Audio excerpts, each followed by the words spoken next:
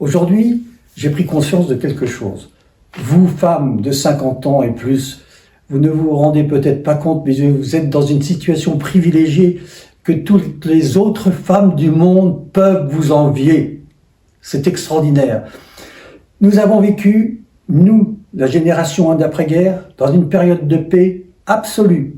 Il n'y a pas de guerre sur les territoires français. Il n'y a pas de guerre sur le territoire européen. La guerre maintenant est juste à nos frontières, à l'Est. Mais nous, on est en paix. En plus, vous avez une très belle éducation.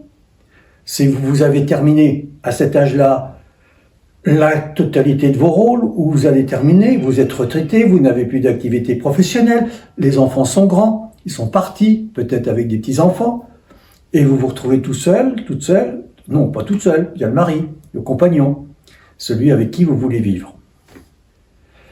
Et vous avez aussi de quoi assurer votre train de vie. Et généralement, vous avez travaillé, vous avez une retraite, mais vous êtes extrêmement privilégié.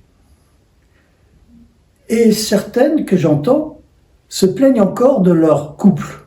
Ça va pas. Vous charriez toujours les mêmes idées, les mêmes processus, les mêmes habitudes, vous avez les mêmes réflexes.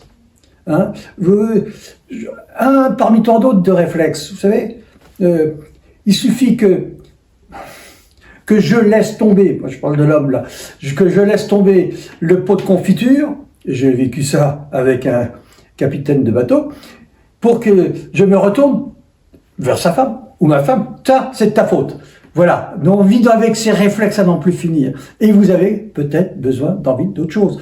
Si vous ressentez au fond de vous-même que la relation, oui c'est bien, oui, vous l'aimez, oui on peut faire mieux, mais enfin on peut se contenter de ce que l'on a.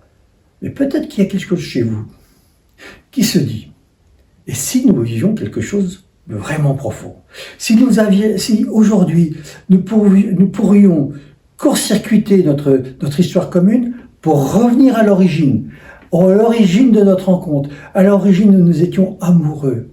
Et si depuis cette origine, que vous la ramenez aujourd'hui, et que depuis cette origine ramenée aujourd'hui, vous allez construire une vraie relation, plutôt une relation tout à fait dynamisée, nouvelle, créative, avec des possibilités inattendues. Alors là, évidemment, je connais votre objection. Il ne voudra jamais l'autre. Ce n'est pas sûr. Il faut que vous compreniez quelque chose. C'est vous qui détenez les clés de votre couple. Toutes les clés. Il suffit pour cela, c'est pas difficile, que vous vous transformiez. Et vous avez, vous, plus que le bonhomme, vous avez, vous, le courage de le faire. Vous avez, vous, le courage de vous prendre en main, de transformer. Et si vous vous transformez, vous allez transformer le bout des liens qui vous lient à l'autre. L'autre, il ne va pas changer tout de suite. Et vous ne lui demandez pas. Vous ne lui demandez même pas sa collaboration. Ça, c'est inutile. Pour l'instant, la première étape, c'est que vous vous transformiez. Mais vous transformez en quoi, vous allez me dire? D'abord, vous allez prendre confiance en vous. Vous avez pris l'habitude de rentrer dans des rôles et puis d'obéir.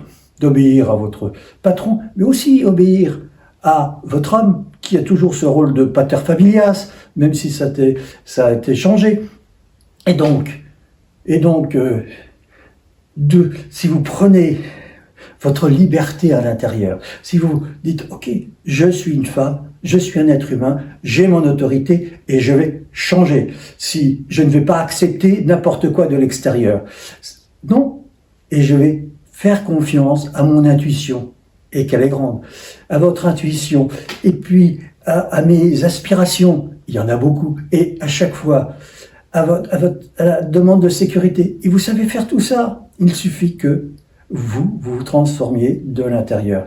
Et en vous transformant de l'intérieur, vous allez transformer toute votre histoire, et une nouvelle histoire va se créer, et vous allez voir, vous allez épater tout le monde, moi le premier, parce que vous allez vivre. À bientôt.